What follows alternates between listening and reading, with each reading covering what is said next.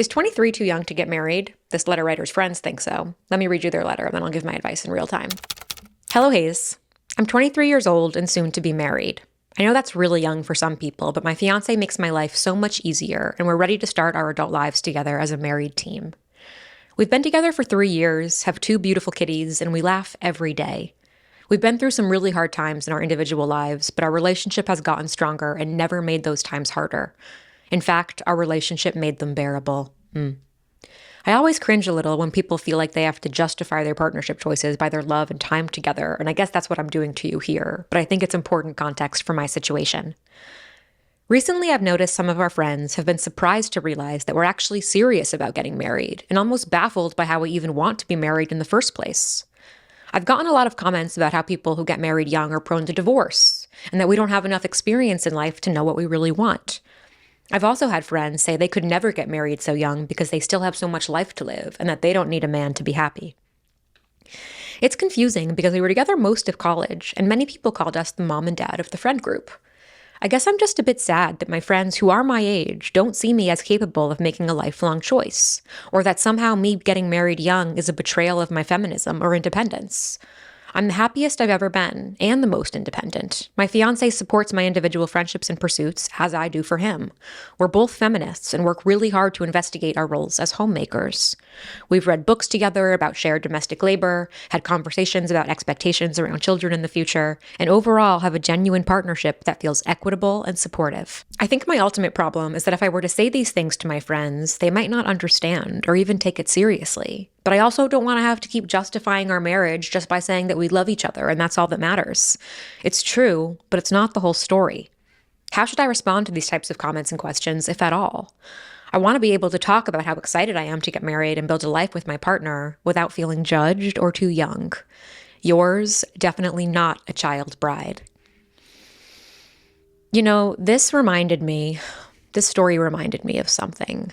About 11 years ago, which is crazy to say 11 years ago, 11 years ago when I was going into my senior year of college, Brian, who is now my husband, Brian was not my husband yet, and he also wasn't my boyfriend.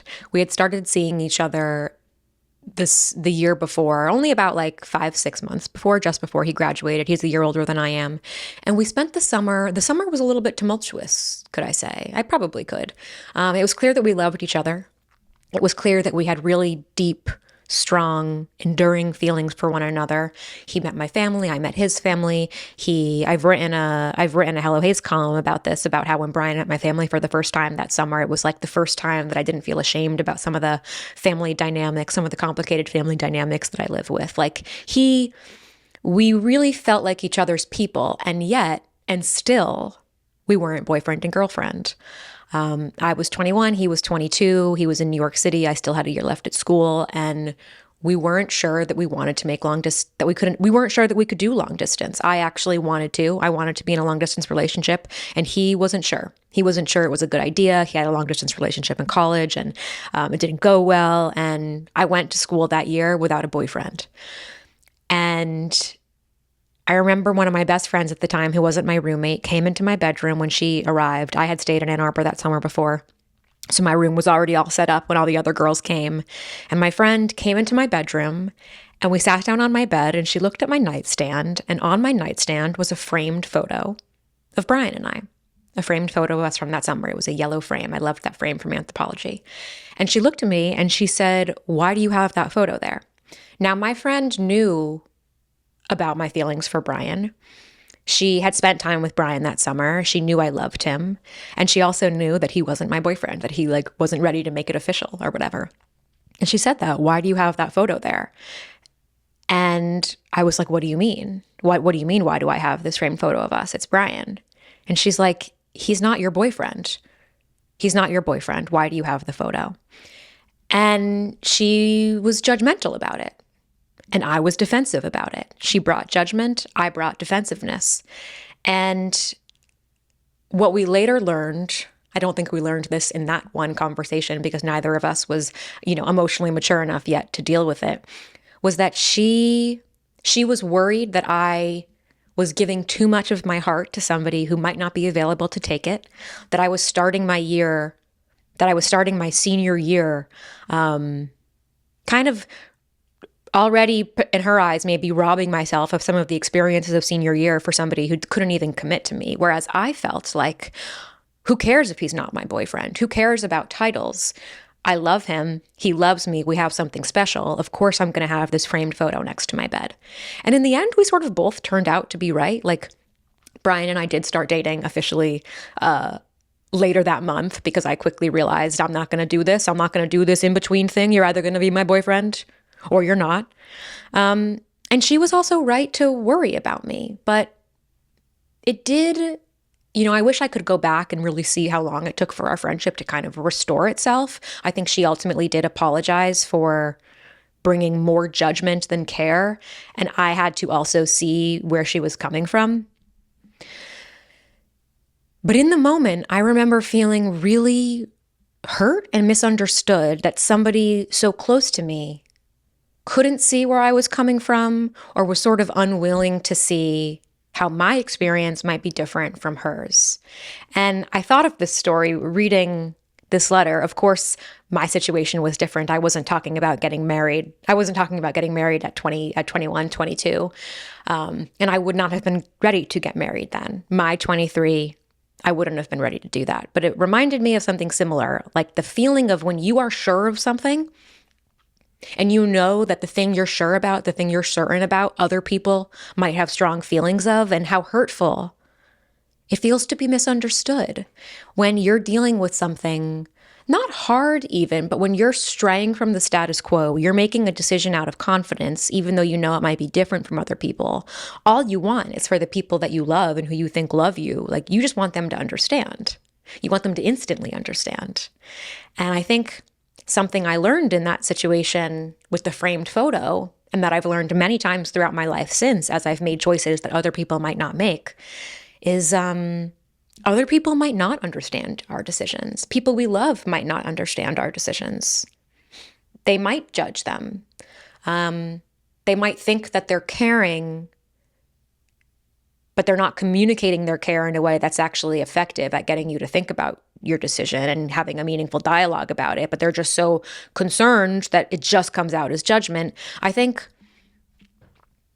part of becoming an adult, which at 23 you are, though you are a young adult, is learning and accepting that you're going to make your own choices and we cannot control how other people react to them.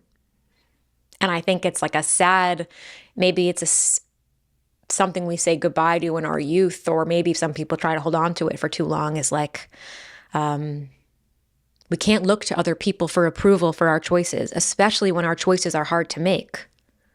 And it doesn't seem necessarily like your decision to get married at 23 feels like a hard choice to make for you. It seems like it's been a really easy decision to make for you. But it does seem like you surround yourself with people where this is not the common choice. Getting married at 23. And, I know some of your friends are saying they don't know if they want to get married at all. That may truly be a, feminist value to them, that they do not want to participate in the system of marriage. That could be something that they believe now at 23 and will grow out of. Who knows? You are too young to tell. And I don't say that to feed into the idea that you're too young to get married. I don't know you. And I don't know you. And you might not be too young to get married, though you also might be too young to get married. And I suppose time will tell. They might grow out of that, though, because we are all always growing out of a lot of things that we believe. That is the point of life. And yes, there is, science about brain development. And I don't know what the latest is, but the last time I checked, it was like your prefrontal cortex isn't completely developed until you're 25, 26. So sure, there may be more brain development and more growth happening on a brain molecular level then, but we are all always learning and growing. And some of the things that you say you believe at 23, you might not have enough life experience yet to know if you'll still believe it later. All of that's to say, though, I understand why you feel disappointed and why this feels hard for you. You're doing a hard thing. You're doing a hard thing by following a timeline that's different from your peers. And I think, what do I think? Excuse me. I think it sounds like you have a beautiful relationship with your fiance. I'd be curious, a question. I think here's what I want to say. So often, it is normal to have judgment. I want to normalize the judgment that your friends had, even though it feels hard. I think it's normal for all of us to have the feelings of judgment of other people, even people close to us, even people we love. I also have people I love where they've made choices or they've told me they want to do something. And in my head, I'm like, what the fuck? What the fuck are you thinking? Or I don't like that. I don't like that. But as I've gotten older, I learn what those judgments really mean and how those judgments should be communicated, if at all. And I think the younger we are, or the less emotional maturity we have, and some people don't get emotional maturity even with age, let's be honest. But when we lack emotional maturity, we don't know how to like take our judgment and turn it into something productive or kill it entirely. If I was your friend and you told me that you wanted to get married right after graduating college at 23, now, with emotional maturity, I might, instead of telling you that I think it's a bad idea, that you're going to get divorced, that I have life to live, which, by the way, that's such a fucking obnoxious comment, and brain note to come back to that, I might want to learn more about why now. Like, genuinely, why it's wonderful that you know you want to get married. I think that's amazing. I knew I wanted to marry Brian too pretty shortly after, once we started dating, though, again, we didn't do it right away, and questions about that definitely ebbed and flowed during the first few years of our relationship. But like, really, why now? Like, if the intention with the marriage is to hopefully be married for a long time, what's the rush? And you wrote, you want to start your life as a married team now. And I think that could be a great answer. But if you could go deeper, what would the answer be? Like, why do you want to do it now versus wait until you're 27, 28?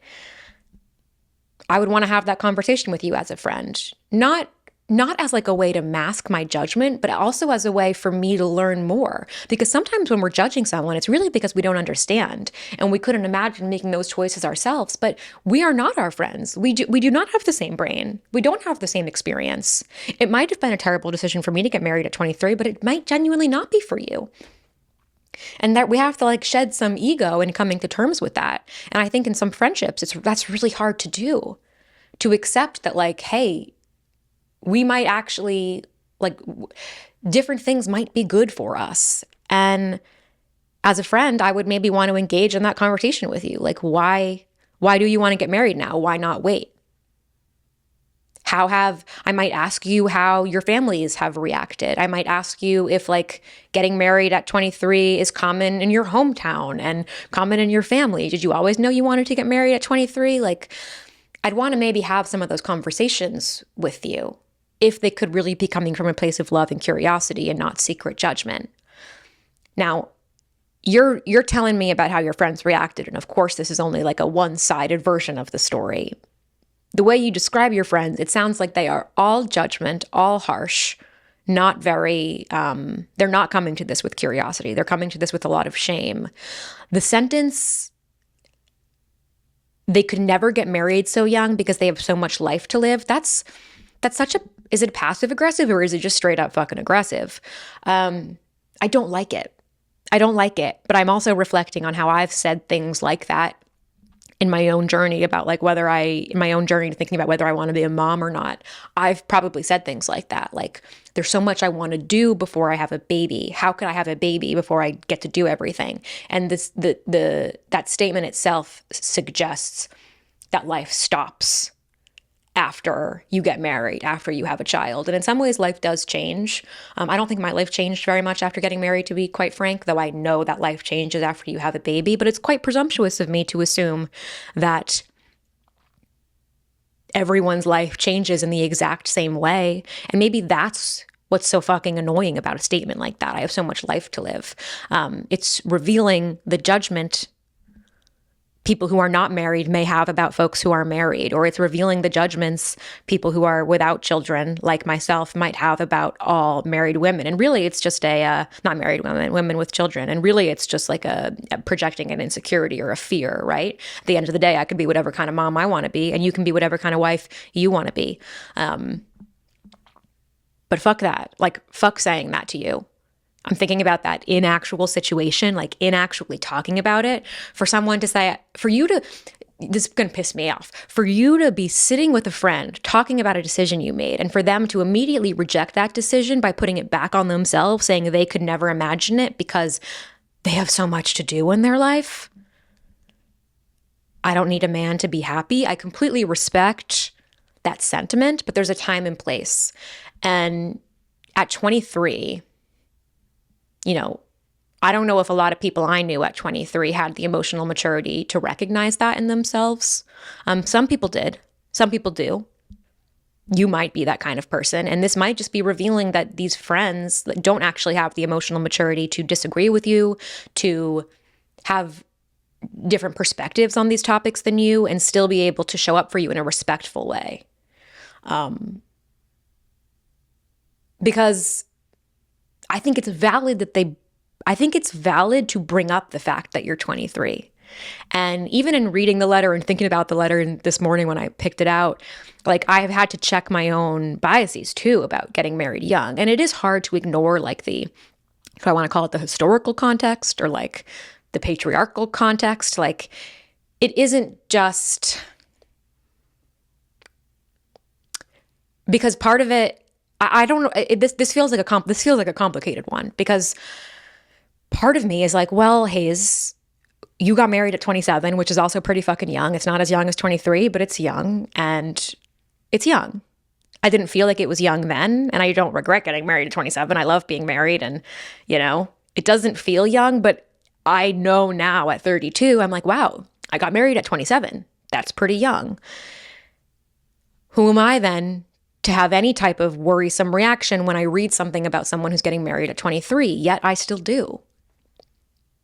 I still do have a reaction when I read that you're getting married at 23. And that reaction is similar to your friend's reaction, though more compassionate. It comes from more, I hope that this person is making this choice truly from a place of like confidence and not impatience, which is why maybe I would have asked you the question of like, why now? Why not wait?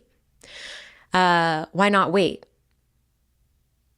But somebody, I teased this story a little bit on my Instagram, and people sent in a bunch of other rapid fire questions that I'm going to answer in the second part of this episode. So stay tuned for that. But someone wrote like getting married young in quotes, is so different based on where in the US you're from, for example, or what country you're from, what religion you're a part of. And that's true. And should it be true?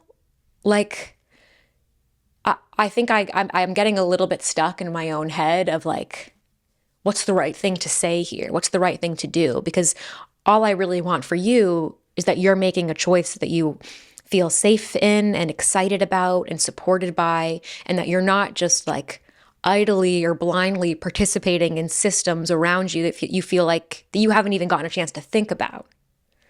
Like if this is just what everybody in your life does, get married at 23, like I hope that you will consider the larger context of the world and the larger context of how marriage has both been a wonderful and is a wonderful, beautiful thing. I participate in it too. And how it like systemically hurts women and hurts people. And have you thought about that? I would hope that you getting married young, whatever that means to you, that you've considered all those things and then still make the choice. Right? Like that you're making the choice knowing all of that, and that you've been able to kind of check your story against the larger paradigms of the world. And paradigms of the world, does that even make sense? Just to check yourself against everything you know about marriage and being a woman. And maybe that's like, if I give your friends the biggest benefit of the doubt, maybe that's the conversation your friends were trying to have with you, and they seemed to have failed because instead they left you feeling ashamed. And to be able to have that kind of conversation is really an art. It's a gift, and it's, I think, reserved for the closest of friends, where you can withstand those prickly feelings of shame that might come up when someone is questioning your choice. It's hard to do that with people who you don't feel truly secure with. I struggle with that all the time. There are very few people in my life, very few people in my life who I can have those honest conversations with about my choices, my life, things that I might be feeling shamed about. Because ultimately, sometimes we hear judgment when people bring up concerns to us because it's really holding up a mirror to our own shame or our own insecurity. And for what it's worth, I think you can be completely confident about getting married and marrying this person, marrying your college sweetheart who you have two kitties with. I love that part. I think you can be completely secure and confident about this choice and feel insecure about how other people are judging it. Like, it's normal to have both feelings. And I wonder too if what you're looking for, like, I wonder if there's a part of you that, since you're aware of like how what you're doing is a little different maybe, and could be potentially problematic or could be dangerous, or you're aware of the realities of what it could mean to get married at 23. I wonder if you at all feel defensive of those, and you're like aware that people might judge it. So then anything other than like emphatic, loud support feels like kind of really mean judgment. Some of that could be happening too. Again, your friend's comments seem shitty. But on a larger scale, I think that I know I do that. Like, the stuff that I feel insecure. There are plenty of things that I feel both confident and insecure about. And some of those topics, I can't even stand to discuss them with some people because all I hear in those people is judgment. Even if they're not judging me, it's like my own insecurity and the way I judge myself on the topic is too loud. So I can't even talk about it with some people. There's like 4 or 5 people maybe in my whole life that I can talk about a range of topics with, or what those topics are that I feel most protective of. Like, of course you feel protective over this choice to get married and to marry this person at this age. Of course you feel protective. Of course you'd be disappointed if the people closest to you don't seem to get it. Yeah, you wrote, I think my ultimate problem is that if I were to say this to them, they might not understand or take it seriously. How should you respond to these questions, if at all? You know, I might have said this earlier, but like, I do think part of getting older does mean like what is the way I want to say this? Like, sometimes I'll talk to people and they'll be like, I'm really upset that my mom doesn't agree with this decision. I'll have a friend who's 30 call me and be like, I want to switch jobs. I want to move. But like, my mom is giving me a really hard time about it. And like, I just want my mom to understand. And part of me, or what I do say to them, is like, stop running it by your mom. If your mom your mom is always going to point out, is always going to worry, is always going to point out XYZ stress, like, stop running decisions by her and instead tell her once you've made the decision. And that can be really hard for some people to like flip their brain about. That can be really hard to wrap their minds around and to change that behavior when you're so used to getting support from your friends and like running them by everything and including them in every little part of your life. It's really hard to change that once you realize that they actually aren't they're not really supporting you in the way you need in your decision-making process. You might get to the point where you realize, you know what, these friends are not actually wanting to learn about this with me, so I'm going to stop talking about it with them. You asked, how should you respond to these types of questions and comments? I think one thing, like, if what you want to do is kind of shut it down, which I do think shutting it down is going to be a good choice for your own sanity, is to point out that you understand it's different. So if someone's like, oh my God, so young, you could say something like, we are young and I know it's unconventional, but it was the right choice for us. It's been the right choice for us. Shut it down there. And if someone's pushing it, you can say, I don't want to continue this conversation with you. You can ask them a question instead and just try not to have, I think it's normal to have an emotional reaction and to really want to get into it with someone. But I try to ask myself, like, do I really want to get into this now? Because it's about you and preserving your feelings. And sometimes you want to defend yourself and you want to get into it because that's what feels right. But it's okay to not want to defend it. Like, I hear you when you say you don't want to constantly be justifying your marriage. So don't. You don't need to justify things or defend yourself to someone who really isn't actually interested in learning about your perspective. And the more you practice just kind of shutting people down and creating some distance, I think the more you'll be able to suss out who is genuinely interested and who is genuinely curious. And you say that you want to be able to talk about this without feeling judged. And the harsh truth, I think, is that we are always going to be judged for our decisions. And at a certain point, we have to accept that. Like, I support and fully believe that you're right. You should have people with whom you can talk about your marriage and your excitement to get married without being judged. And there are going to be people who you can't do that with. And that's a really painful line to dance. It's really painful to realize that these people who you thought you'd be able to discuss it with aren't. And I think that part of being, like, I've experienced this too, as I've made unconventional choices, is like knowing where I can really feel safe and celebrated to talk about my unconventional choices and where I don't. And people still get it wrong. Like even now with some of my most cherished inner circle people, I'll talk to them about some of the things I'm thinking about our life. And some of those choices that we're imagining now are a bit unconventional. And I'll still say things to someone and sometimes people's reaction still feels like, oh, they don't trust me. They'll say, well, have you thought about this? And, some of it is, yes, I've thought about it. And some of it is just understanding that my friends really do love me. And even if they say the wrong thing, or they say something a little judgmental, or they say something that makes me doubt whether they think I'm capable of making choices, it's coming from a place of love. But I've, built my circle of people brick by brick, and they've earned the right to say those things to me, if that makes sense. Like, I know their love for me. They've shown me that over years, and vice versa. So I give them permission to say it a little bit wrong. And I also remove my ego and think, okay, this person really does love me. So can I try to hear them? Can I remove my defensiveness? Can I remove the shield of armor that I bring to these conversations because I'm insecure about what other people are going to think? And is there something I can hear? They've earned that from me. And, they deserve that from me. They deserve that open-mindedness. It is a dance because not everybody's going to deserve that open-mindedness from you. But as you continue to build your circle of friends, you'll get to decide who gets it and who doesn't. You'll get to decide who's allowed to question you. You don't need to take questions from everyone. And these friends might not be the ones, these friends might not be the ones who you listen to.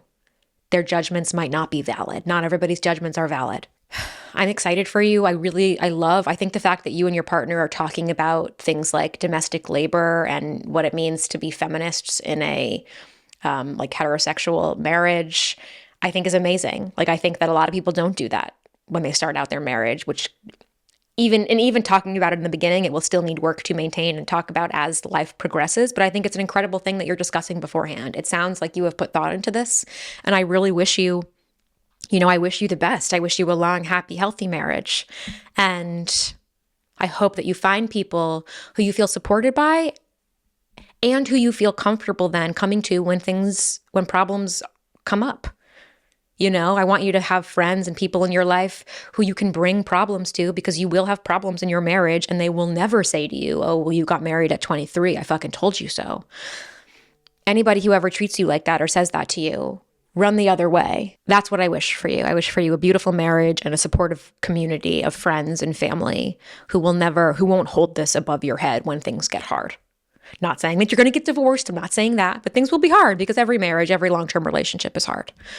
Okay, not a child bride. I'm laughing also at your name, definitely not a child bride. I sometimes joke that I was a child bride, which maybe isn't a funny joke given, I'm not going to go nuts. That's a dark line to go down, but maybe not a funny joke. But I did laugh in solidarity reading this.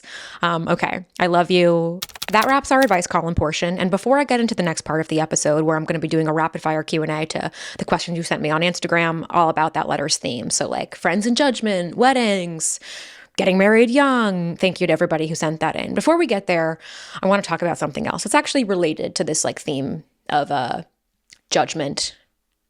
Related to this theme of judgment and shame. So last week I was doing an Instagram AMA, which I'm trying to do more of. And someone asked a question about having kids. They said, how is anyone sure? How does anyone become sure about having children? Which I think is a completely valid question. And you guys, if you listen to the podcast, I think in part 2 of last week's episode, I talked a little bit about where I'm at on the becoming a mom journey. And I answered the question in kind of a cheeky way. Like I didn't want to get fully into it and do my long whole spiel, but I said something truthful, which is that, I don't think a lot of people think about it too much, which I think is true, sometimes for better and worse. I've known people who it feels like the most obvious thing in the world that they want to have kids, so they don't think about it, and others for whom, like, it does feel complicated.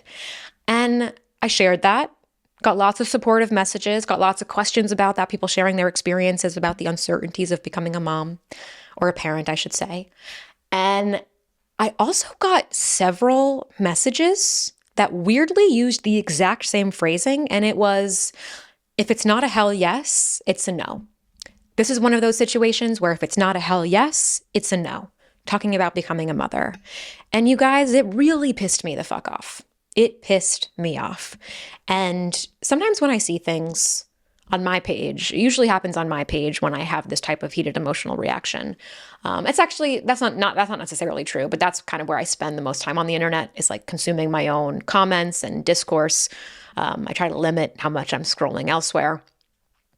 But I saw those messages, and one, I was sort of shocked and surprised by like how people were using the same phrase. I thought that was really interesting. If it's not a hell yes, it's a no. Like, where did we hear that from? Like, where is that phrase coming from that so many people were using the exact same verbiage? And it really pissed me off. And when I know I said that, but it did really piss me off. And I wanted to take a few days before I responded to it to think about why. Because sometimes when I get really angry about something, which might surprise some of you, if you're one of the people who think I'm like very cool and measured, though if you listen to the podcast, maybe you've since learned that I am, just as emotional and all over the place. My writing advice columns might be more composed than my real self, just talking something out before I get to the composed version. But in my head, I started to like write all of these responses, and it kind of stuck with me all day, like writing all these responses to people who said that if it's not a hell yes, it's a no. And the more I thought about it, I'm like, well, why does that make me so angry? And of course it makes me angry, I've realized, because it's so not my experience. Like, I'm not a mom, and I don't know if I will be. But to reduce the complexity of that decision to, if it's not a hell yes, it's a no, feels so like deeply offensive. But even more than offensive, because it's not even personal. It feels so emotionally immature. And it feels so shaming to anybody whose journey to wanting to be a parent feels at all complicated. And complications can be beautiful. Like, nuance is beautiful. And what I wanted to say is, like, if becoming a parent feels like a hell yes to you, that's an amazing thing. Like, how awesome that you've always known and that you felt nothing but certainty. But you can be a great parent, and you should become a parent. There are plenty of people who like should be parents, are great parents, make an amazing impact on their children. And their journey to becoming one and the process of being one is complicated, because the biggest decisions in life are complicated, and there should be nuance, and you should have conflicting emotions, and you should grapple with all of it. Like, if it's not a hell yes, it's a no, is a mentality that I apply to buying a vintage purse or making an expensive, like going shopping. If it's not a hell yes for this new dress, then it's a no. It is not a mentality that I think we should be applying to the biggest decisions we make in life. And it made me sad. And somebody who said that was talking about how, like, if it's not a hell yes, it's a no, which has been really meaningful for them because an experience with their child has been difficult. And they said, if I was uncertain, I think I'd feel really resentful. And that gave me pause, and it made me think, well, it's okay if you're resentful. Being resentful of something, being resentful of a part of your experience as a mom or a parent doesn't mean you shouldn't be a mom. It doesn't mean you're a bad mom. Resentment is one of the emotions that comes up as a human. And it makes me sad and scared for people, and for myself included when I felt this way, to feel like some emotions aren't allowed. They are allowed. You and the full breadth of your emotions and your humanity is allowed. And I would never want someone, and I guess I'm speaking to myself now too, like, I would never want fears of having too many emotions or too many complicating emotions about something stop me from making a choice. You can know that you want to be a mom and still have great fears and uncertainties. Like you can decide to become a parent and still have great fears and uncertainties about it. You can feel a certain way about being a parent now at 35 and at 45 feel differently. Give yourself permission to do that for your children too. Set an example for your children that it's okay to feel complicated things. And I thought about how terrible it would make me feel if I was sitting with a friend who is a parent, telling them about my own insecurities about becoming one. And they said to me, look, if it's not a hell yes, I think it should be a no.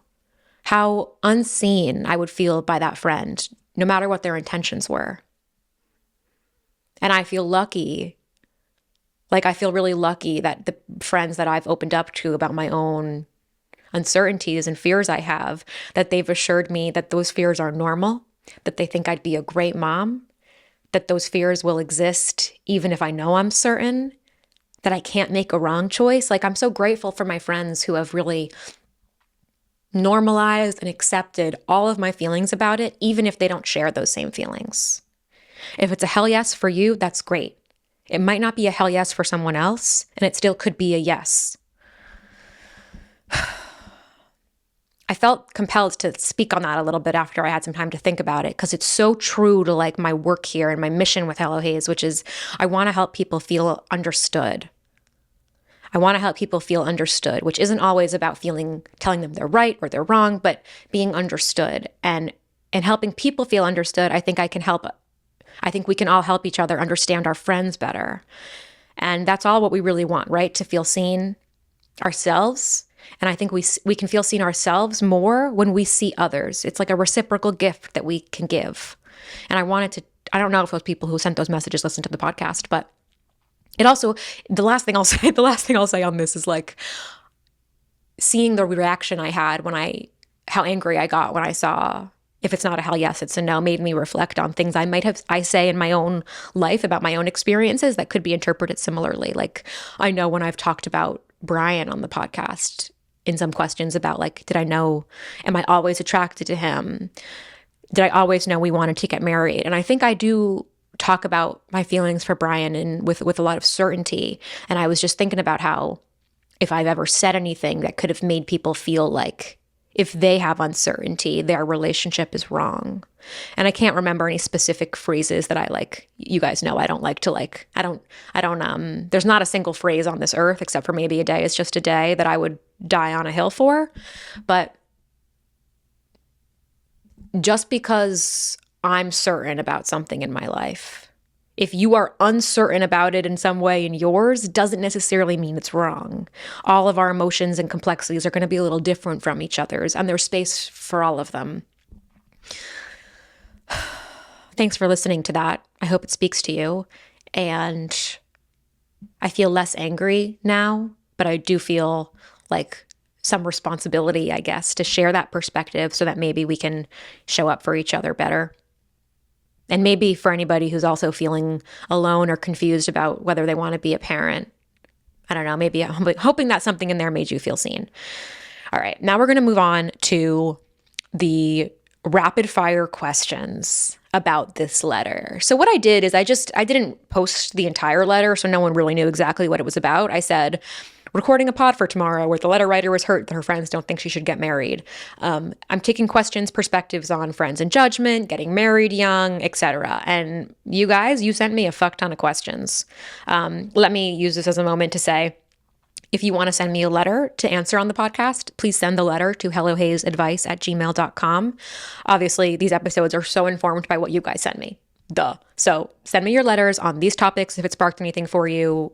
Anything else that you're dealing with. I love your guys' minds, and you help me expand the show into new directions based on what you're thinking about.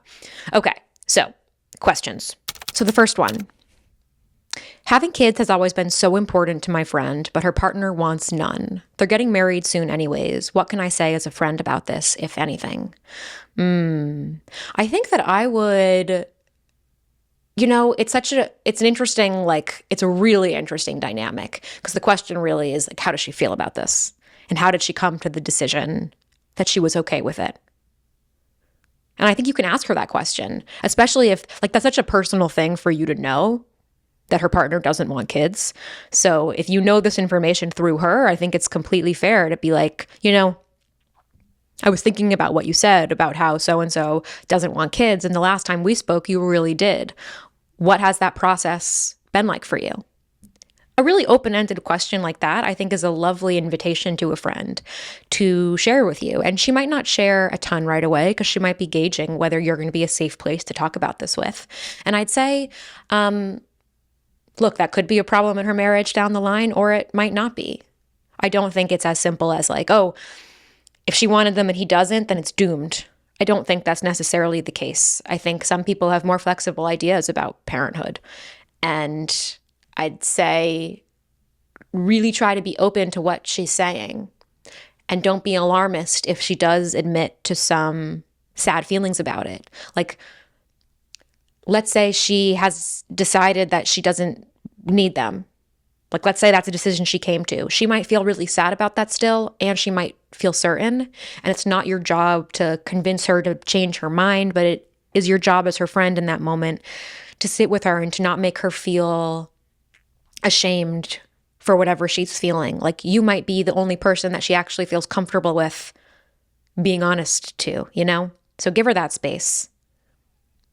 I think it's a great thing as a friend to say. Okay, next question. Why do I still picture myself marrying a woman in white? I date boys mostly. I'm not going to speculate on your sexuality in that one. This is coming from a man. I think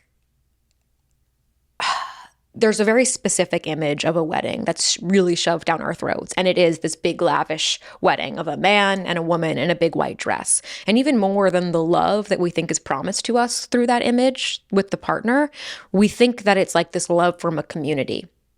And our wedding, the wedding in that one way, is very much built up to be like the most important day of your life, the only day that people are going to celebrate you. And it makes sense that in your brain you would want that, and that you might, like, subconsciously still be thinking that the way to receive that love from a community is to do it that heteronormative way. And of course it's not. And intellectually, I hope you know that, right? That you can marry, that there are both plenty of opportunities to be celebrated by your community for who you are, for your love, for whatever you want to be celebrated for, and that you don't need to be marrying a woman in white to have the wedding. I think there's a lot to unpack with this question. And I'd also be curious. I am a straight woman. So I'd be really curious for anybody listening who is part of the LGBTQ plus community, or like would have an unconventional, for anybody who might have an unconventional wedding in terms of gender norms. Like, do you ever still fantasize about having that, like, cis hetero type wedding, and why? I'd be curious to hear some other perspectives from people who have a different life experience than me on that question. But that would be my guess. Outside of like a bisexuality answer to that question. My guess would be something about the culture. Another question. Why do people view living together in joint finances as less serious than marriage? Because people are dim-witted. People are, I don't know. I mean, I do know. It's like we put marriage on a pedestal. It sort of is like the way it's like there's like a list of accomplishments that people think they need to go through in life. Get married, get a job, get married, have kids, send the kids to college, bat mitzvah, sweet 16, communion, like whatever the thing is. And I think most people are just functioning off of, maybe not most people, a lot of people are living their life and observing the lives of other people around them through the lens of that checklist. And living together in joint finances is not on that checklist. It's sort of like a sub-bullet under the getting married. And people don't want to expand their minds, and it's fucking frustrating. How cool would it be if we were celebrating moving in together, and celebrating these different steps, and celebrating more non-relationship based steps? We should be. And I share your frustration. Living together and merging your finances is incredibly serious. You're not even talking about celebration, so I don't know why I just brought celebration into that. But it's incredibly serious. Someone else wrote, sometimes I wonder if marriage is even better than just a long-term domestic partnership. And I totally get that. I feel like I was asking that question a little bit in the first letter, like, why marriage? You know, my rabbi, before Brian and I got married, the rabbi who married me, who I was very close with, and I say was just because we haven't talked in a while, but I still hold him very dear to my heart. We had some pre-marriage counseling sessions with him, and one of the questions was, why get married? You already lived the life of married people. Why actually get married? And we wrote the responses down, like we each individually wrote them down and then shared them to each other in the session. I'd be curious to go back and look. But it's a good fucking question. And I'm not even sure in the moment that I had a really good answer to it, like for the institution of marriage. Like all of the reasons I wanted to marry Brian didn't actually need like the paperwork of marriage to mark it. I think long-term domestic partnerships are just as meaningful, are just as important, and to your point, like might even be easier or better in some ways. And it's an interesting question, like why marriage? And maybe if you're listening, like think about that yourself. Like, can you come up with a reason? And I'm saying this as someone who couldn't really, I'm not sure if I could come up with like a specific reason for marriage versus doing everything else together. I think I wanted something, I think I might have been like, I really want to make it permanent. I want to make this love and this bond permanent. And like, is that a good enough reason? You know, it's worked out for me so far pretty well, but is that a good enough reason? And it could be an interesting like exercise to do. Like, why do I actually want to get married? Can I actually verbalize this to myself? Because so much of it is just rooted in expectations that have been shoved down our throats. I keep using that phrase, shoved down our throats. Note to self, come up with a different phrase. Next question. Is it okay to date someone that you don't see yourself marrying? It's definitely okay to date someone you don't see yourself marrying, because marriage is not like the only one thing that we're working towards in relationships, or it shouldn't be, in my opinion. Like it is totally okay to date for marriage if marriage is your goal, but it's also okay to date for something else, for another reason. And as long as you feel good and solid in that reason, you can stand by that reason, it's aligned with your morals and values, then yes, it's okay to date if you don't see yourself marrying them. But I would maybe want to make sure that that's aligned with that person. Like if after 3 dates, I'm like, I'm probably not going to marry you, but that person that you're dating, you think probably is dating for marriage. Oh, that's an interesting question, man. Wow, I'm questioning it now in real time because like it's kind of intense to bring up on the 3rd date. Like, hey, like I just want to be clear. Like I'm liking you and I want to keep dating you, but I don't think I'm ever going to marry you. So like I just want to make sure we're on the same page with that. That would be really fucking awkward and presumptuous. So, does that change my opinion? Should you date? Interesting. You guys give me your takes on that one. Please give me your takes on that one. Is it like, don't date people? Like, do we take marriage out of it? And is it like, don't date someone that you can't see yourself having a relationship with? In that case, maybe don't date them and see if they're down for something more casual, more purely physical. I don't know. I just caught myself in that one. You guys give me your thoughts. People who are dating, give me your thoughts on that one, please. Next question. If everyone hates your wife and you understand why, is that enough of a reason to get divorced? Okay. The underlying question there is like, are you thinking about getting divorced? Like, on one hand, if everyone hates your partner, and you understand why are you married to them? Maybe that's how we flip the question. If you understand why everyone hates someone that you're married to, why are you married to them? Why is that behavior, that personality trait not abhorrent to you? Can you come up with a reason? Or did you not see it in the beginning, or did you look past it in the beginning and over time it's becoming clearer and you agree with everybody and you want a divorce? Like, there are lots of reasons why getting a divorce is a good idea. I don't know if just my friends hate my wife, should I divorce her?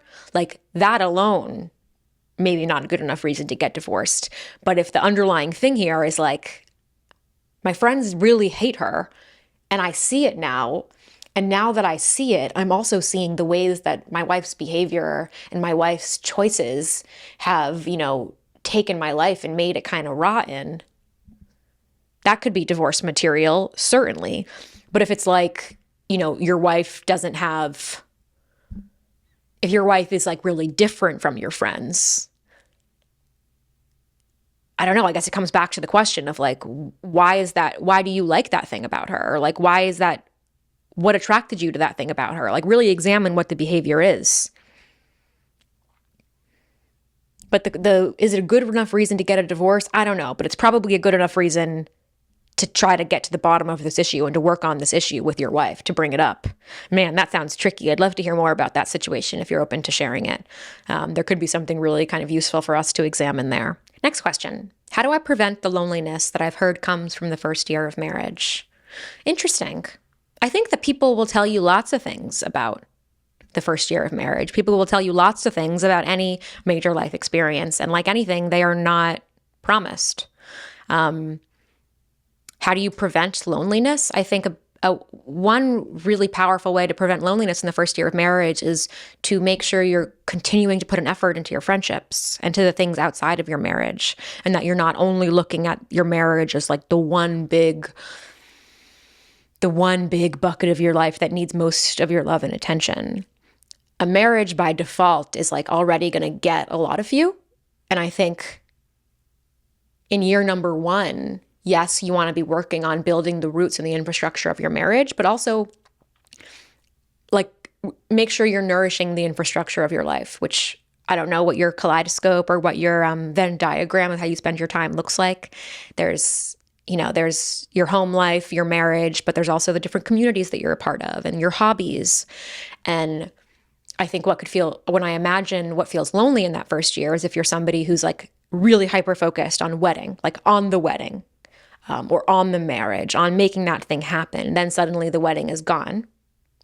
And if you've only been focusing on that, and if you've hyped it up to be like the most important day of your life, then I can see how after there's a little bit of a crash. And you realize that, oh, my life is actually just my life. And life is in between these big moments and milestones. It is not defined by those big moments and milestones. And I would just make an effort to like put those relationships on a pedestal too. Or not on a pedestal, but just make sure you're nourishing them. But don't be scared just because someone else told you that the first year of marriage is lonely. I didn't feel lonely in my first year of marriage. I felt plenty of other emotions on the human scale of emotions, but loneliness because of marriage wasn't one of them. And of course, it's normal if that is what you feel, but I don't know, be open-minded. You might not feel that, but still the advice stands to invest in your relationships outside of your marriage. Someone asked, should we as friends even interject as long as it's not abusive? I think they're referencing like, should you interject if you dislike someone's partner?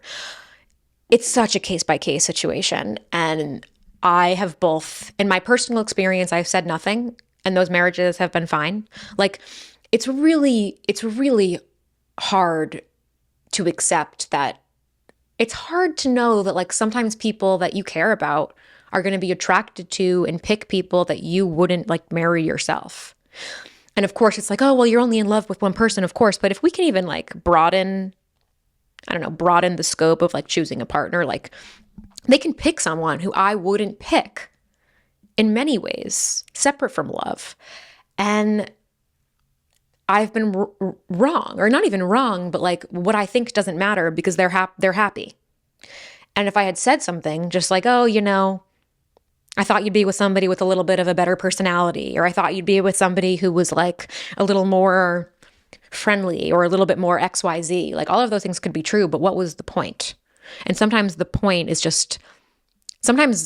saying something, we think we're being helpful, but really you just like want to be right, or you just want to like feel important to the friend. And unless you really have good moral clarity on why you want to bring something up, I think it's not your place to say. I don't think it's our place to say. And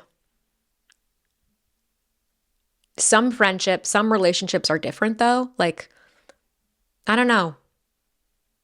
I do know that I've been so relieved when some of the people that I'm closest with like have picked partners who I genuinely love and I'm friends with, but that isn't the case in all of my friendships. It's just not. And I doubt it's the case in all of yours. And I think that that's normal and I think it's okay. Are there times where you should say something? Abso-fucking-lutely.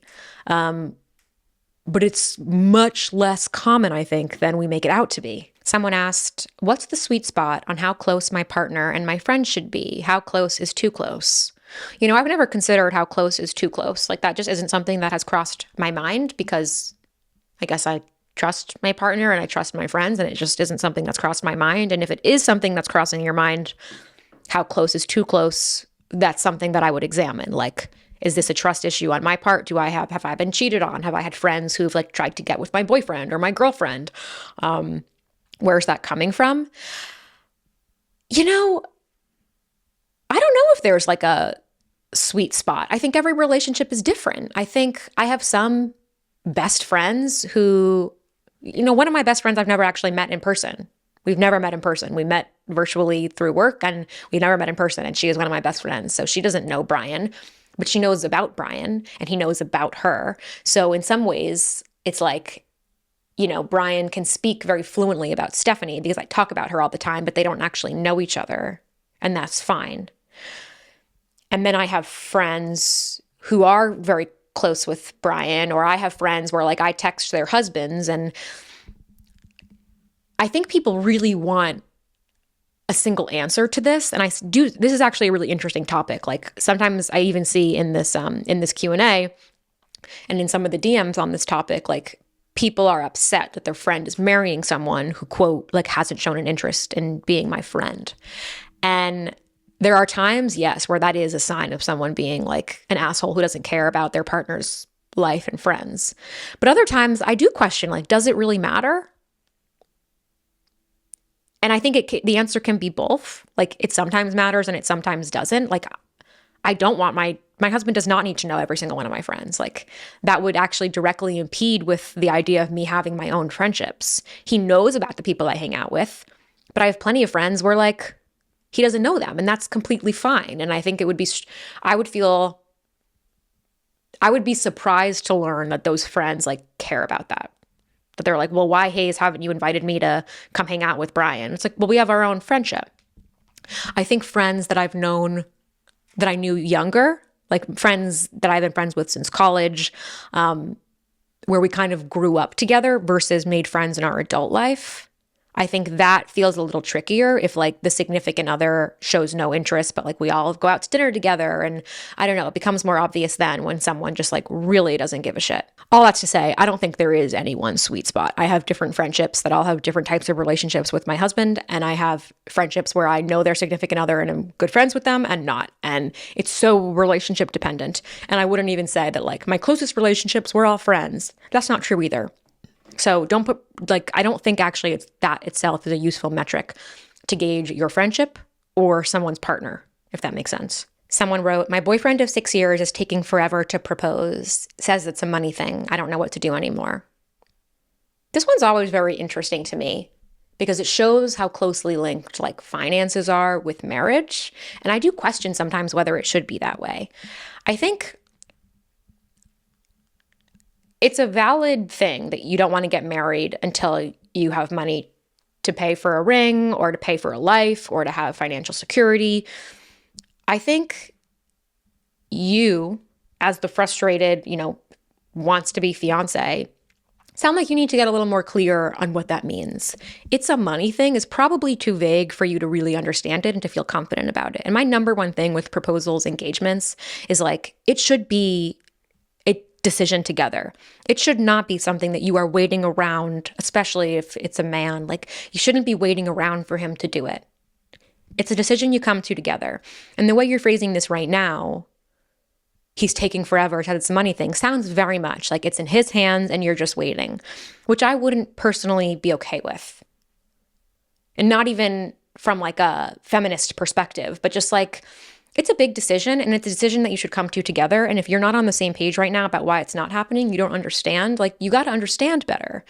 And so I would want to, like, are you pushing a ring? Are you pushing XYZ? Does he think you're pushing certain expectations that you're not? I think you got to come together and be like, I hear you that it's a money thing, but I actually want to I want to get engaged because I want to marry you. And we don't need to have any money to do that.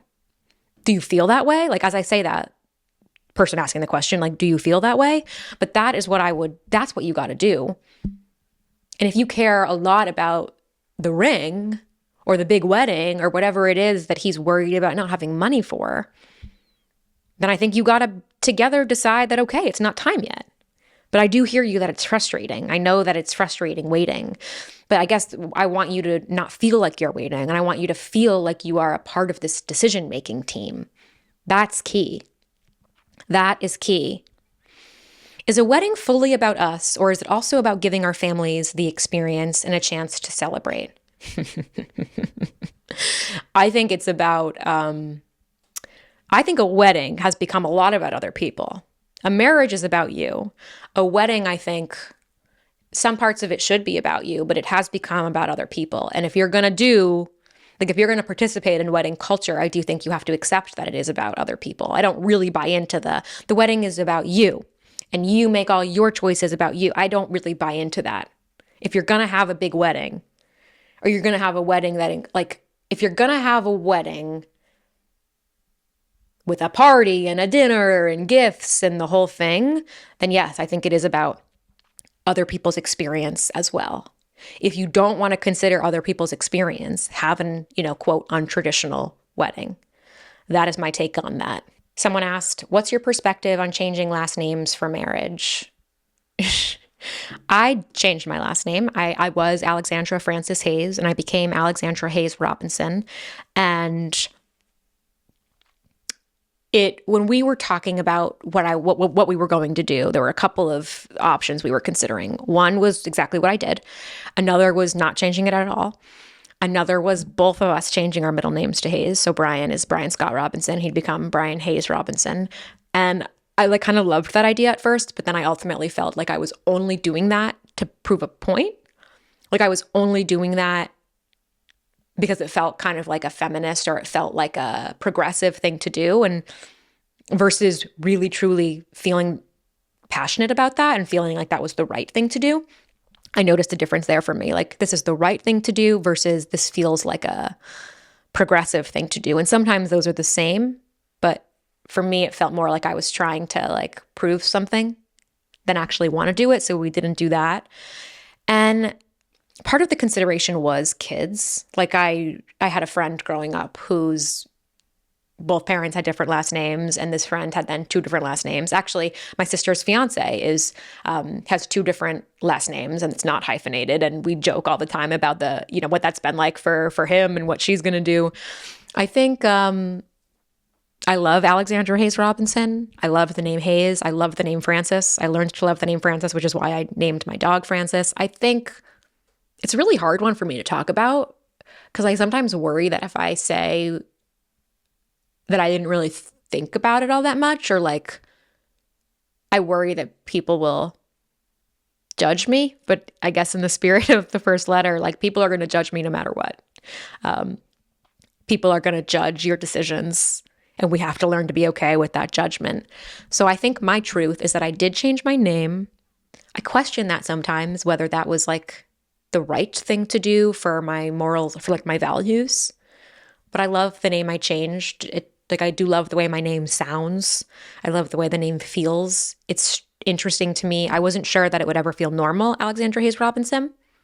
At first, when you first change your name, the new name feels alien. But now I look at Alexandra Frances Hayes, and it feels very much like a past self.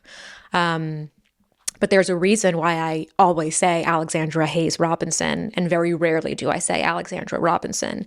And it has nothing to do with Brian. It has nothing to do with Brian's family, but it has everything to do, I think, with me wanting to show that I still am the woman I was before. It's really complicated, and I think it's normal and okay to have complicated feelings about it. And maybe I'll have complicated feelings about it for the rest of my sweet life. And maybe if we have kids, Hayes will be incorporated into their name. I don't know. I think it's so complicated. I think the name stuff is really complicated. And part of me is damn, Alexandra, you care so. I don't know. I have a lot of very progressive values, and I do make a lot of progressive choices, but then this one I like didn't want to. Like, why is that? And it's something I like don't think about all that often, and then I do. And like thinking about my name on a book, and it's like, well, it's not going to be Alexandra Robinson on my book. It's going to be Alexandra Hayes Robinson. And is that going to create an issue in like where the book is held? Like, is that going to create confusion in the bookstore? And like, oh, was this not like a smart decision? There's all these questions that can come up. Clearly, I don't have a clear, concise answer to perspective on changing your last name. I think that you should do whatever feels right, and it's normal to have conflicting feelings about it as time goes on, okay? That's what I'll say. Should I talk about my wedding at work if I can't invite all my coworkers due to budget? I wouldn't. I would not talk really about your wedding in detail with people who might think they're going to be invited but aren't. I think it's fine to talk about, especially if you're going to invite some of them. That's actually the key thing. I think it's fine to talk about your wedding with people who you're not going to invite, but it gets much more complicated if you're doing it in a group of people where like some are going to be invited, but some aren't. And like the ones who aren't, like maybe should, given the context. I think it's safer and kinder to just not talk about it at work. Someone wrote, this is not a question, but somebody wrote, I wish some people had judged me and I would have thought twice, presumably talking about their relationship. Well, that's a great side from the other perspective, you know? I think, I want to say to you, though, person, if you truly are feeling some, resentment or some second guessing about what could have been, sometimes we do have to learn lessons ourselves. And even if people had judged you, it might not have felt as supportive as you're imagining it to. Like, it's very easy to look back and be like, if only someone had told me, I would have made a different choice. But you know what? You might have made the same choice, even if someone had told you. And I'm glad you got to the other side of whatever it was. Does a good friend always give honest judgment or just support when things go wrong? I think a good friend does both. I think a good friend knows how you as an individual person are going to best receive feedback. And a good friend will be in tune to what you need. And a good friend will get it wrong sometimes because we're all people. Right? Like a good husband will get it wrong sometimes. A good wife will get it wrong sometimes. A good friend, a good parent will all get it wrong sometimes. But they will always really have your intentions. Like they will always really have they'll always have you in mind, and they'll know you as an individual versus just what they think is best. A good friend will do both. And I think a good friend will share the honest truth. And then even if you don't listen to it, we'll still support you when whatever they said comes true. I think a good friend will share the honest truth and support you when they were wrong and when things all worked out to be okay. I think that's what a good friend will be. I'm 23 and want marriage, but I'm in law school. Will it be too late if I focus on that right now? Babe, of course not. Of course not. 23. I mean, funny because it's a 23-year-old getting married in the other one, but of course not. No, it's never going to be too late. It's never too late. I think it's wonderful to focus on school and your career right now and to be open to opportunities as they come up. But no, who told you it's going to be too late? It's not going to be too late. In fact, to be 23 and to only be looking to get married, I don't know. But I guess the same thing could be said about only looking at law school. My hope for you at 23 is that you just are wide open to life and wide open to where your life is going to take you. You don't need to only focus on one thing. One thing can take up the majority of your time and focus, but don't be so laser focused on law school that you're missing out on opportunities to make new friends or potentially fall in love. Just be open to it. But no, you're not gonna be running out of time or too late. Someone wrote, marriage, do what makes you happy, but women changing their name is such a hassle. I think this person is talking about the experience of actually changing your name. And the only other thing I'll say about name changing is that like a deal with Brian, and I'm saying a deal, but don't take that too literally. It was sort of a funny joke, was that if I was changing my name, he needed to do all of the paperwork. So I didn't lift a finger when it came to actually changing my name. Brian did all of it. I did have to maybe go to JFK to do a passport thing, which actually was fucking annoying. And now that I think about it, that was a little bit of finger being lifted. But he did all of the paperwork. And whenever I tell my friends that, they laugh and then try to make their husbands do it. And I'll tell you, a lot of the husbands say no. So maybe that's a piece of criteria. Like, if you're going to change your name, if you're going to change your name for someone else, maybe they should lift the finger and do the annoying work. Okay, somebody wrote, are you trying to piss me off again? If you can let others' opinions on your marriage get to you, you must not be too secure in your decision. Listen, You know how I'm going to feel about that based on what I was saying before about if you're unsure about, if it's not a hell yes about being a mom, being a parent, it's a hell no. That's not true, babe. Sorry, that sounded condescending, but whew. If you can let others' opinions on your marriage get to you, you must not be too secure.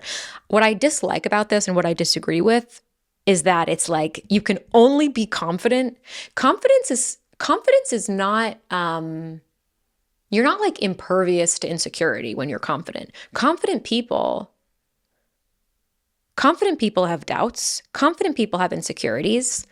It's a ridiculous thing to say that if you allow noise to get to you, you must not be confident and it must not be a good thing. That's like the worst thing to say to somebody who struggles with indecision, or even just a regular person. Like I can feel so confident, for example, about my work and my writing and whatever. But if I have a lot of people questioning it, of course I'm going to question it too. And the work of confidence and the work of life is like learning how to build up that confidence so that it can withstand criticism, pressure, challenges.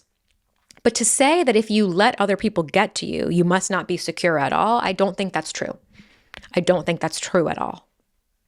No, thank you. Wow, there really were so many questions in here, you guys. This was, you sent me like, I got way more submissions than I typically do when I do the non-themed Hello Hayes Ask Me Anything. So maybe this is something I should do more, not just for the podcast, but on Instagram, like give you the prompts. Because man, you guys had a lot to say. I don't think I can answer many more. I've been talking now. I've been doing this part already for quite a long time, and you might be getting bored of me. So I think, let's see. I'll answer one more for now. My best friend got divorced at 33 after marrying young. Now she's dating like she's 17. What do I do? Let her. Unless she's being unsafe, having unsafe sex, like making dangerous decisions, like let her. Ask her what it's like. Don't judge her. Let your friends date like she's 17. I guess what does that mean? But what I'm imagining is that maybe she's having a lot of sex. Maybe she's dating a lot of people. Maybe she's being a little carefree. Maybe she's, wearing promiscuous outfits, whatever. Let her have fun. Let her have fun. Ask her what you could do to support her. Participate, maybe. Like, could you be her wing woman? I mean, sometimes the antidote to judgment is trying to join in on it in a way that feels appropriate to you. We judge things that we don't understand. And it's like, if you guys are best friends, like what's a way that you can understand her experience a little bit better? And maybe it's by going out with her. I don't know, but don't judge her. Let her do it. Let her have her fun. Okay, I'm going to look through more of these questions. Maybe I'll answer some of these in other formats because they really are fascinating. I cannot believe how many you guys sent to me.